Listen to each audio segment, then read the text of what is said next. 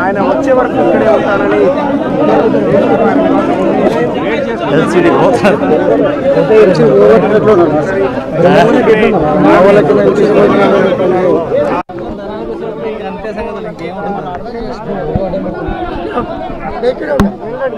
మమ్మల్ని ఎవరిని రెచ్చగొట్టదు, ఎవరు ఎక్కడ గొడవ చేయరు, ఎక్కడ ముందుకు మీ అమ్మటి రారు. మీరు వెళ్ళండి, మీరు వెళ్ళండి.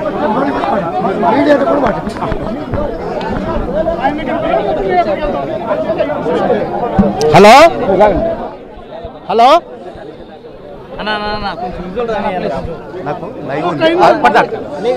సో మొత్తానికి అరికేపూడి గాంధీ పాడి కౌశిక్ రెడ్డి నివాసం ఉండేటువంటి సముదాయాల వద్దకు చేరుకున్నారు. ఇక్కడ ఆపారు, గేటు లోపల ఆయన్ని అడ్డుకున్నారు పోలీసులు. సో అరికేపూడి గాంధీ ప్రస్తుతము గేటు లోపల ఇక్కడ కూర్చొని ఉన్నారు. పోలీసులు లోపలికి వెళ్లకుండా ఆపేశారు. ఆయనతో మాట్లాడదాం. సార్, ఈరోజు మీరు ఇక్కడికి వచ్చారు, ఏంటి మీ ప్రధానమైనటువంటి డిమాండ్? ఆయన మిమ్మల్ని కలవడానికి వస్తా అన్నారు, రాలేకపోయారు. ఆయన కలిసేందుకు మీరు వచ్చారు, కానీ ఇద్దరు కలుసుకోలేకపోతా ఉన్నారు. సో మీరు ఆయన కలిసి ఏం చెప్పాలనుకుంటున్నారు?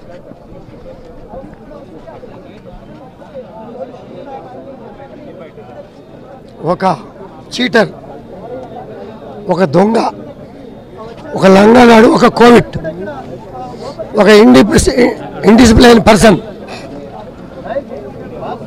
డిసిప్లైన్గా పనిచేసుకుంటున్నటువంటి 10 సంవత్సరాల అనుభవం ఉన్నటువంటి శాసనసభ్యుడి మీద బురద చల్లాడు.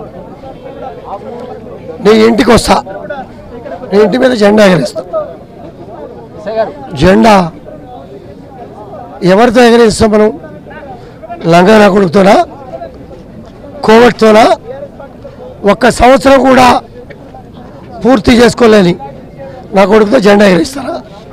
నేను సీనియర్, నా కొడుకు సీనియర్ నాయకుడిని.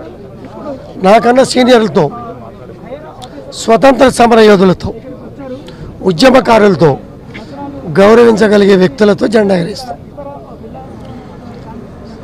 నెంబర్ ఆఫ్ జెండాలు, బీఆర్ఎస్ జెండాలు కావచ్చు, జాతీయ జెండాలు కావచ్చు, నేను ఎగరేసాను.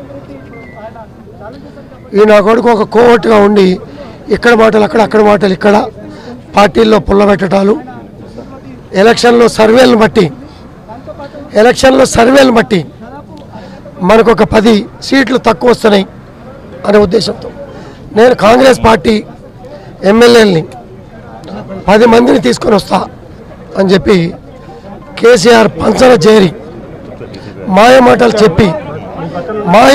చెప్పి కేసీఆర్ గారిని మోసం చేసి హైదరాబాద్లో, ఢిల్లీలో రాయబారాలు చేసినటువంటి పార్టీ మార్పుల కోసం, పార్టీ ఫిరాయింపుల కోసం ప్రోత్సహించినటువంటి నా కొడుకుడు ఈడు ఫిరాయింపుల మీద చీరలు, గాజుల గురించి మాట్లాడి శాసనసభ్యుల్ని అవమానించే స్థాయి నీ కొడుకుందా?